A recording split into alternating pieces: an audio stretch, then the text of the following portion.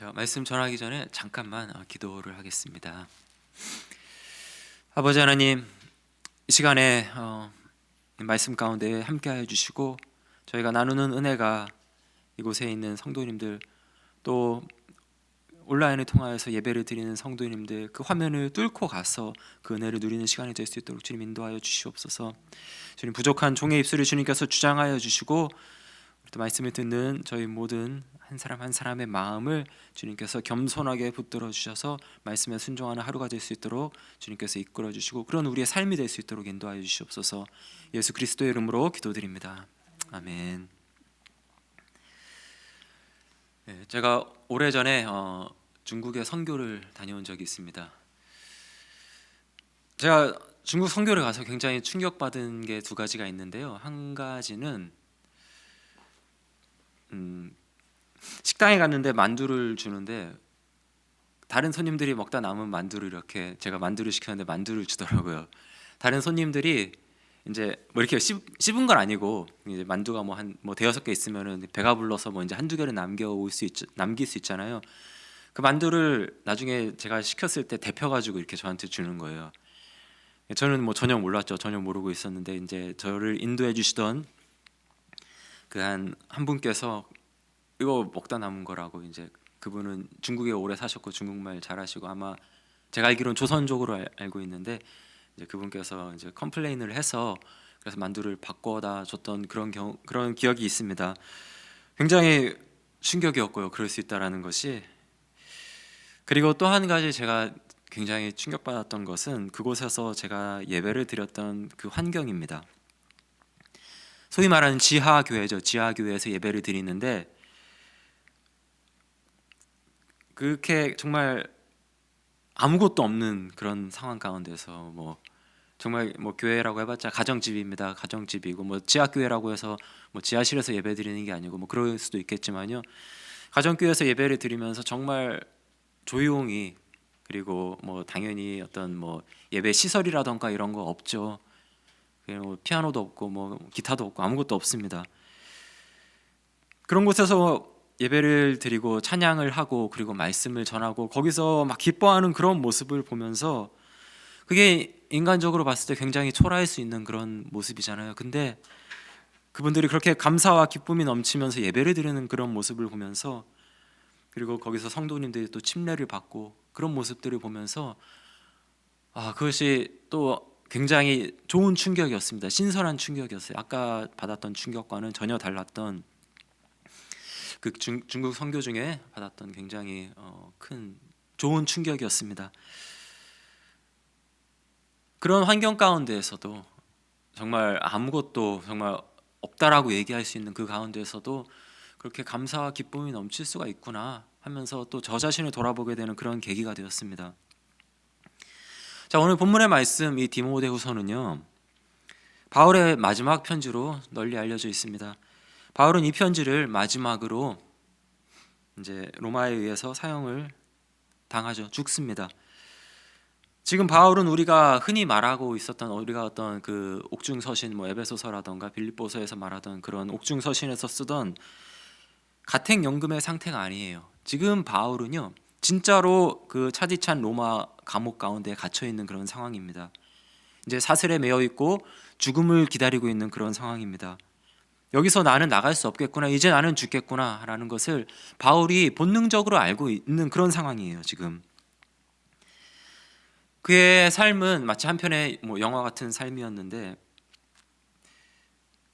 그 바울의 삶의 결과는요, 인간적인 눈으로 보면은 비극적인 영화에 더 가깝습니다. 어떤 보통 영화에 나오는 주인공이라고 하면은 초반에 좀 어려움을 겪다가, 그러다가 어려운 삶을 살다가 반전이 일어나서 그래서 잘 되고 끝내 막 성공을 이루고 이런 방향으로 가는데, 바울의 삶은 전혀 반대예요. 바울은 굉장히 잘 나가는 사람, 그 당시 당대 최고 석사 그 가말리엘의 그 문화생으로서 정말 탄탄한 그 입지를 갖추면서 바리새인으로서 정말 굉장히 훌륭한 어떤 그 바리새인으로서의 훌륭한 모습들을 가지면서 이제 유대 그 민족의 지도자가 되는 것도 막 시간 문제였을 것 같은 그러한 삶을 살았는데, 그러다가 이제 이 바울은 언젠가부터는 도망자가 되죠. 예수님을 만나고 그리고 이제 예수님의 제자가 된 그 이후부터는요, 도망자가 되어서 잡히고 그리고 매를 맞고 뭐 버려지고 그런 비참한 삶을 삽니다. 그리고 결국 이제 감옥에 갇히고 이제 사형을 당하게 되는 그러한 상황까지 오게 된 것이에요. 그래서 우리가 인간적인 생각을 하면 정말 비극적인 삶을 살았다라고도 이야기할 수 있습니다. 그러나 바울은 그 바울의 삶의 마지막 순간에도 감사와 기쁨이 넘치는 것을 이 바울의 마지막 편지 디모데후서를 통하여서 저희가 볼 수 있는데요. 오늘 그 감사와 기쁨의 이유라는 제목으로 제가 받은 은혜를 함께 나누기를 원합니다. 제가 빨리 막 넘어가겠습니다. 1절의 말씀을 보면은 생명의 약속대로 그리스도 예수의 사도된 바울이라고 바울이 자기 자신을 소개를 합니다. 그리스도 예수의 사도된 바울이다. 바울이 자기 자신의 그 사도성을 지금 강조를 하고 있는 것입니다. 바울의 거의 모든 편지는요, 자신이 예수 그리스도의 사도이다라는 것을 강조하는 인사로 시작을 합니다. 이 바울이 예수님의 사도라는 것을 강조하는 것은, 이렇게 자신의 사도성을 변호하는 것은 바울에게 있어서 굉장히 중요한 것이에요.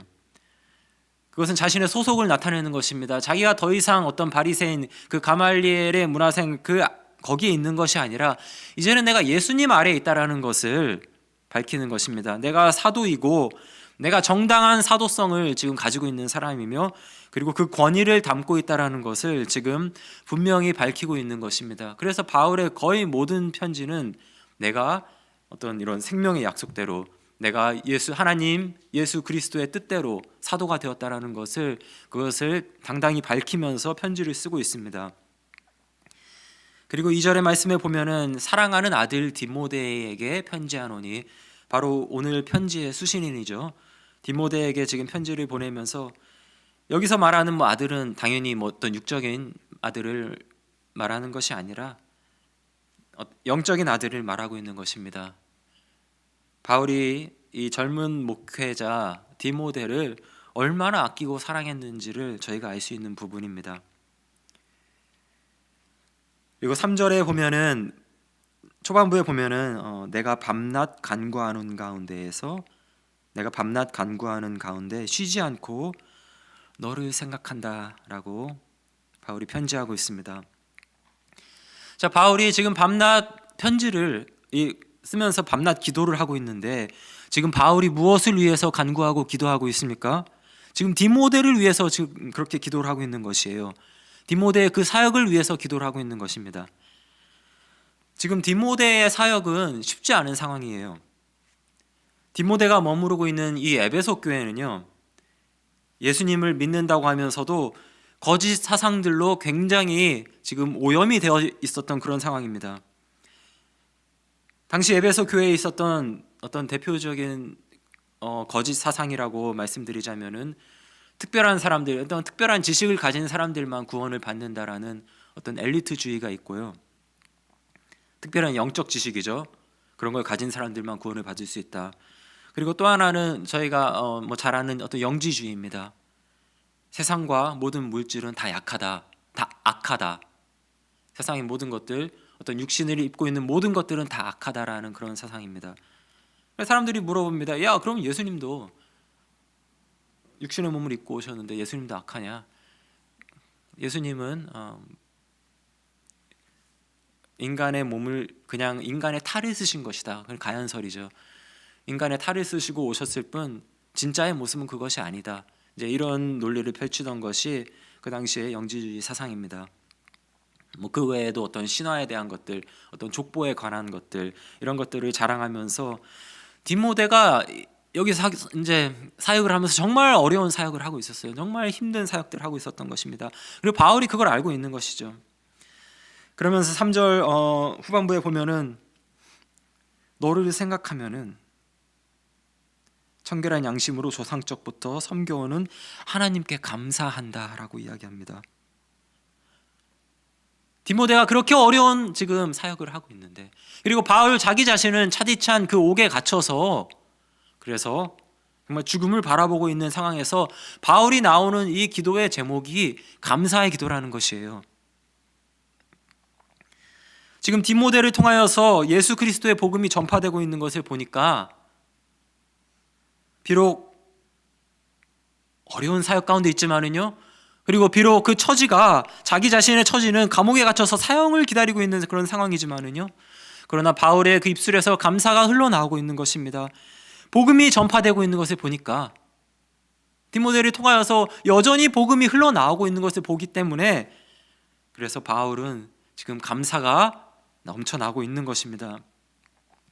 우리가 복음을 전하다가, 우리가 하나님을 섬기다가, 우리가 예수님을 믿다가 어떤 안 좋은 일을 당하면은 너무 쉽게 우리 이런 얘기를 하죠. 하나님 어떻게 이럴 수 있습니까? 내가 이렇게 섬겼는데, 내가 이렇게 주님 앞에 봉사를 하면서 내가 이렇게 살았는데 주님 어떻게 나한테 이럴 수 있습니까? 하면서 우리 입에서 감사가 닫히고, 그리고 원망과 불평이 나오는 그런 모습이 있지 않습니까? 바울은요, 지금 이 어려운 가운데서도 원망이 아니라 여전히 하나님께 감사를 드리는 모습을 볼 수 있습니다. 그리고 4절의 말씀에 보면은 너의 눈물을 생각하여 너 보기를 원함은 내 기쁨이 가득하게 하려 함이니 라고 하고 있습니다. 개역개정은 번역이 조금 어려운데 근데 간단하게 말씀을 드려서, 내가 눈물로 사역하던 그 모습을 내가 기억하고 있고, 그런 네가 보고 싶다. 그리고 그렇게 눈물로 기도하던 너를 보는 것이 나에게 기쁨이다라는 것입니다. 그 힘든 가운데서 정말 눈물을 흘리며 사역하는 그 디모데의 모습을 보는 것이, 그것이 바울에게 기쁨의 원천이 되는 것입니다. 지금 바울의 기쁨의 이유는요, 옥에서 나가는 그런 게 아닙니다. 자유를 찾는 게 아니에요. 자기의 생명을 보전하고 나가서 이제 내가 하고 싶은 대로 막 사는 그런 게 아닙니다. 오직 복음을 위하여서 지금 눈물로 사역하던 그 디모데의 모습, 그 디모데와 함께 하고 싶은 것, 그리고 다른 말로 하면은요, 자신이 사랑하는 그 아들 디모데를 통하여서 복음이 전파되는 그 모습이 바울에게 있어서 기쁨의 원천이 되는 것이고, 그리고 기쁨의 이유가 되는 것입니다. 누군가는 물어볼 것입니다. 바울 선생님, 바울 씨, 당신에게 가장 지금 기쁨이 무엇입니까? 옥에 갇힌 지금 이 상황에서 당신에게 있어서 기쁨의 이유가 되는 것이 무엇입니까? 물어보면은요, 자유를 되찾는 것입니다. 이렇게 얘기하겠습니까? 유다의 재건과 부흥을 원하고 있습니다. 그것도 아니겠죠. 아니면 내가 더 많은 공부를 해서 지식을 쌓고, 그리고 당대의 유명한 어떤 사람들과 토론해서 이기는 것, 이런 것이 나에게 기쁨의 이유, 나에게 지식이 기쁨의 이유입니다라고 바울은 이야기하지 않을 것입니다. 오직 예수 그리스도의 복음입니다. 복음이 전파되는 것, 하나님의 나라가 세워지는 것, 그것이 나의 기쁨의 이유, 그것이 나의 감사의 이유입니다라고 바울은 이야기할 것입니다. 비록 그의 몸은 차디찬 그 옥 가운데 갇혀서 사슬에 매여 있는 상태이지만요, 그러나 그렇다고 할지라도 바울에게 있어서 가장 큰 기쁨, 가장 큰 소망은 바로 예수 그리스도, 바로 복음이었다라는 것입니다. 그 세상 자랑과 세상 즐거움, 세상 지식, 아까 저희도 찬양을 했잖아요. 주 예수보다 더 귀한 것은 없네. 그것이 지금 바울의 디모데후서에서 녹아져 있는 바울의 마음인 것입니다. 빌립보서 3장 7절에서 8절 보면은요, 제가 봉독해 올리겠습니다. 바울의 편지입니다. 그러나 무엇이든지 내게 유익한 것을 내가 그리스도를 위하여 다 해로 여길 뿐더러, 또한 모든 것을 해로 여김은 내 주 그리스도 예수를 아는 지식이 가장 고상하기 때문이라. 그를 위하여서 모든 것을 잃어버리고 내가 모든 것을 배설물로 여긴다. 그 모든 좋은 것들, 나에게 기쁨이 되고 나에게 한때는 즐거움을 주었던 그런 세상의 모든 것들, 이제 내가 예수님을 안 이후에는 그 모든 것들이 그 예수님을 아는 그 지식과 비교했을 때, 예수님을 아는 그 감사하는 마음과 비교했을 때 다 배설물로 여겨질 정도로 아무것도 아니라는 것입니다. 복음과 비교해서 봤을 때에 그 모든 것들, 내가 세상에서 누리고 자랑했던 것들이 그저 배설물에 불과하다는 것을 바울이 고백을 하고 있는 것이에요. 바울은 예수님 만난 후에 오직 그것을 위해 살았고요, 그 복음을 위해 살았고, 그리고 이제 그것을 위해서 죽는 것입니다. 그 죽음의 마지막 편지가 이 디모데후서입니다. 그렇기 때문에 지금 디모데를 통하여서 전파되는 복음을 보면서 이런 상황 가운데서도 감사와 기쁨이, 그것을 위해 살아왔기 때문에, 그래서 감사와 기쁨이 터져 나올 수 있는 것입니다. 최근에 저희 부모님께서 미국에 오셨습니다. 오셨었고 그냥 가셨죠. 뭐 일주일도 한 며칠 있다 가셨어요. 정말 짧게. 저희 아버지께서 미국으로 파송을 보내신 이제 제자 목사님이 계십니다. 그곳에 가서 저희가 예배를 드렸는데, 그때 이제 저희 아버지께서 이제 설교를 하셨는데 설교 중에 이런 말씀을 하셨어요. 이 제자 목사님, 그 목사님을 떠올릴 때마다 다른 여러 가지 뭐 기도도 나오지만은 감사가 터져 나온다라는 것이에요.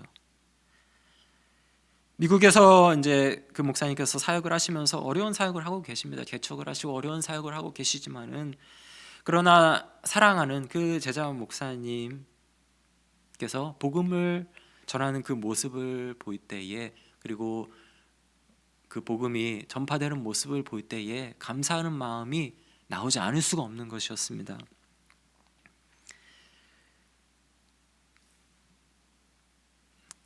복음에 우리가 복음을 바라보고 그리고 복음을 향해서 우리가 나아가고 있으면은 여러 가지 우리의 삶의 어떤 여러 가지 상황들이 있을 수 있지만, 어떤 환경 가운데 부딪힐 수 있지만은, 그러나 우리가 감사와 기쁨이 흘러나오는 것, 그것은 이 본문에 나오는 바울뿐만 아니라 그것이 우리들의 모습이 되어야 되는 것입니다. 제가 쭉 넘어가서 7절과 8절 말씀을 제가 읽어보겠습니다. 하나님이 우리에게 주신 것은 두려워하는 마음이 아니요 오직 능력과 사랑과 절제하는 마음이니, 그러므로 너는 내가 우리 주를 증언함과 또는 주를 위하여 갇힌 자 된 나를 부끄러워하지 말고 오직 하나님의 능력을 따라 복음과 함께 고난을 받으라. 두려워하지 말고 고난을 받으라. 그것이 바울의 삶입니다. 그것이 바울의 삶이에요. 바울이 그런 삶을 살았기 때문에 지금 이 말에 힘이 있고 그리고 능력이 있는 것입니다. 바울이 두려움 가운데 쌓여서 복음 전파를 꺼리고 그리고 고난을 피해서 다니고 그런 삶을 살았다면은 이 말에 힘이 없겠죠. 그러나 바울이 살아왔던 삶을 봤을 때에 두려워하지 말고 고난을 받으라, 이 말이 힘이 있는 것입니다. 이 말에 능력이 있는 것입니다. 자기 자신도 그 고난 가운데에서 복음을 전하고, 그리고 이 고난 가운데 있을지라도 자기 자신이 그 고난이, 자기가 겪었던 그 고난이 복음 전파의 도구로 사용되기 때문에, 그렇기 때문에 지금 디모데가 겪고 있는 그 고난도 복음 전파의 도구로 사용될 것이다라는 확신이 있는 것입니다. 그렇기 때문에 바울이 이야기하는 것입니다. 고난을 받으라. 바울은 이 이야기를 계속해서 합니다. 디모데후서 2장에도 나중에 보시면은 나오지만은 너가 좋은 병사가 되어서 예수 그리스도의 복음의 병사가 되어서 고난을 받으라. 그것을 이야기를 합니다. 한 목사님께서 텍사스로 이민을 가셨습니다. 이민을 가셨고 거기서 굉장히 힘든 시간을 보내셨어요. 그래서 소위 말하는 공사장에 가셔서 일도 하시고, 그러다가 이제 어느 교회의 담임 목사로 부임을 하게 되셨습니다. 그래서 설교 시간에 아무리 설교를 해도 성도님들의 반응이 막 뜨뜻미지근한 것이에요. 그러니까 마음이 되게 어려우셨겠죠. 그렇게 계속해서 설교를 하시고 아쉬운 마음을 가지고 있었는데, 그래 어느 날 이제 설교 중에 말씀을 하시다가 이제 자신께서 공사장에서 그 막노동을 하고 어렵게 미국에 와서 지냈었던 그 이야기를 하게 되셨습니다. 그 이야기를 하는데 그때 처음으로 이제 설교를 들으시는 성도님들의 눈이 굉장히 이제 반짝반짝해진 거예요. 반짝반짝하면서 목사님의 그 설교에 집중하는 것을 보게 되었습니다. 그날 말씀을 잘 전하고 나중에 알고 보니까 거기 성도님들 그 교회 성도님들께서 이민자로 와서 너무 어려운 삶을, 정말 고난의 삶을 살아왔던 것입니다. 고통받고 힘들어하고. 그래서 그 성도님들이 그 목사님을 봤을 때에는 목사님께서 이제 정말 뭐 아무런 고생하지 않은 분, 뭐 고난이 전혀 없으셨던 분처럼 보면서 우리와는 너무 다른 삶이다라고 그런 생각을 하고 있었던 것입니다. 그렇기 때문에 거기서 나오는 어떤 그런 어떤 삶의 갭이 있기 때문에 그 성도님들의 마음속에 와닿지가 않았던 것이에요. 근데 목사님께서 나도 그런 어려운 고난이 있었다라는 것을 이야기하면서 그때부터 그 성도님들의 마음이 열리고, 그리고 그날 이후로 이제 목사님께서 복음을 전할 때마다 그 성도님들이 참 그 기쁨으로 잘 받아들였다라는 그런 이야기를 제가 들은 적이 있습니다. 이러한 바울이 지금 이야기하고 있는 것들, 그 고난을 받으라라는 것들, 그것이 복음과 함께 고난을 받으라는 것이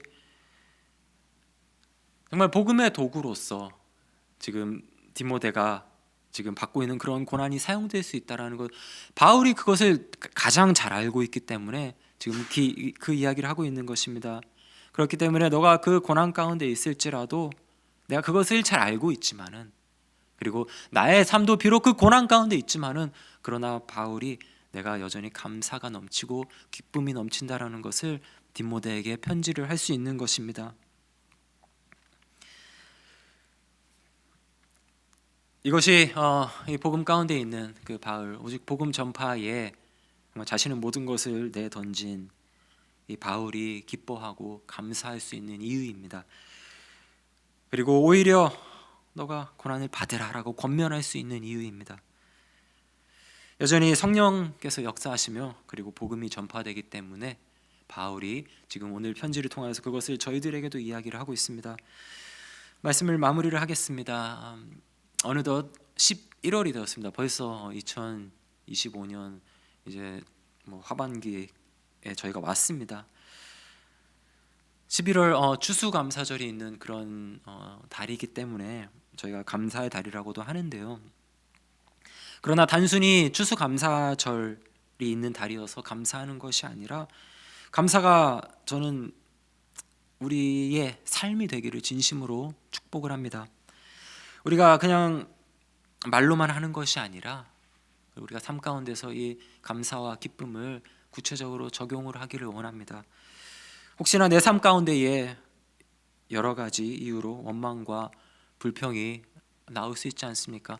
저도 최근에 채플린 인터뷰를 봤는데 너무 어려웠어요. 너무 어렵고 그 펜타곤에서 나오는 그 7명의, 저는 한두 명이랑 보는 줄 알았는데 그 7명의 그 이제 장교들과 또 이제 그 높은 채플린들과 이제 인터뷰를 보면서 너무 그 압박을 받았습니다. 압박을 받았고 잘 받는 모르겠어요. 그건 모르겠지만은, 그래서 잘 안 되면은 막 원망이 나올 것 같아요. 불평이 나올 것 같고, 하나님 내가 지금 기쁨으로 하고 있었던 사역도 다 지금 그만두고 주님 그 말씀을 따르기 위해서 내가 채플린이 돼서 그래서 복음을 전하기 위해서 지금 이 길을 가려고 했는데 지금 이게 뭡니까? 제가 혹시나 이런 불평이, 저는 그렇게 좀 적용을 하려고 합니다. 어떤 일 가운데 있어도 주님 그런 불평과 원망이 아니라 지금 내 입에서 감사와 기쁨이 나오게 해주세요.